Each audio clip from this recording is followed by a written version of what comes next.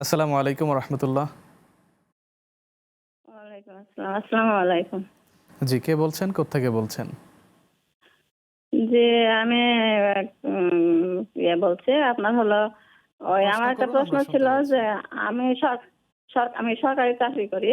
জি, তো হলো আমার জিপিএফ ফান্ডে হলো কিছু টাকা আছে। তো এই জিপিএফ এর আপনার ওই টাকার যে আপনার এখন যে মুনাফা দিচ্ছে এটা মানে বৈধ কিনা? আর আরেকটা প্রশ্ন হলো আমার কিছু টাকা আপনার হলো ফিক্সড করা আছে। এবং যে পরিমাণ ফিক্সড আছে তার থেকে আপনার হলো মানে সেই পরিমাণ টাকা আপনার তার থেকে একটু বেশি আপনার লোন আছে। তো ওই টাকা আপনার ফিক্সড যে টাকাটা সেটা তো মানে সেটা জাকাত দেওয়া লাগবে নাকি? জি, সাথেই থাকুন। চমৎকার প্রশ্ন, আমরা জানাবো ইনশাআল্লাহ। মোহতারাম। আমি শেষ প্রশ্নটা থেকেই শুরু করি যে হ্যাঁ, আপনার সেটা যদি নিসাব পরিমাণ হয় বা আপনার অন্যান্য সম্পদের সাথে ওই টাকাটা এক করলে যদি নিসাব পরিমাণ হয় তাহলে ওই টাকাটারও জাকাত দিতে হবে অবশ্যই।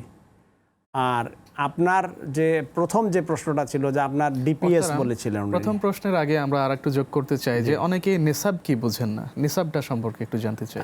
নিসাবটা হলো যে মানে জাকাতের একটা পরিমাণ আছে, যেটা আমরা বলি যে 7.5 ভরি স্বর্ণ বা 52 তোলা রূপার সমপরিমাণ যে টাকা বা সেই মূল্যমানের কোনো সম্পদ যদি কারো থাকে আর সেটা যদি বছর অতিক্রম করে, নিসাবটা হলো জাকাতের পরিমাণ, মানে যে পরিমাণ সম্পদ হইলে একজন মানুষ জাকাত দিবেন, জাকাত আদায় করতে হয়। হ্যাঁ, ওইটাকে নিসাব বলে। প্রথম প্রশ্ন হচ্ছে, তিনি সরকারি চাকরি করেন, তার ফান্ডে যে টাকা জমা হয় এখান থেকে তাকে যে মুনাফা দেওয়া হবে ব্যাংক থেকে, এটা নেওয়া জায়েজ রয়েছে কিনা?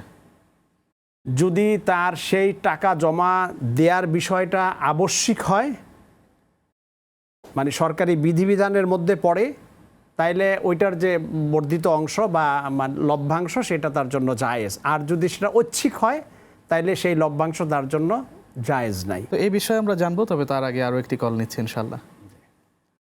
আসসালামু আলাইকুম। ওয়ালাইকুম সালাম রহমতুল্লাহ। আমাদের একটা মসজিদ আছে, মসজিদের পশ্চিম পাশে আপনার 2টা কবর আছে। তো এটা কবরের স্থান না, মানে বাড়িওয়ালা কবর দিছে, কিন্তু ওই জায়গাটা আবার আমরা কিনেছি। কেনার পরে এখন এই জায়গাটা থেকে মসজিদ বানানো যাবে কিনা এবং কিভাবে কি করা যায় এটা জানার জন্য।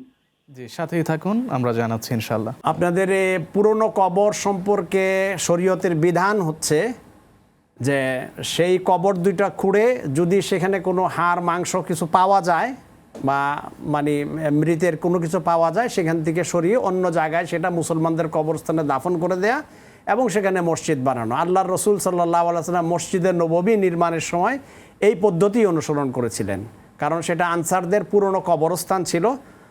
উনি সমস্ত কবরগুলি খুঁড়ে ওখান থেকে হাড় এবং অন্যান্য যা কিছু পাওয়া গেছে দেহের মানে ধ্বংসাবশেষ, সেগুলো একটি কবরে দাফন করে ওই জায়গায় মসজিদ নির্মাণ করছেন। অতএব মসজিদ নির্মাণ করা এক্ষেত্রে কোনো সমস্যা নাই।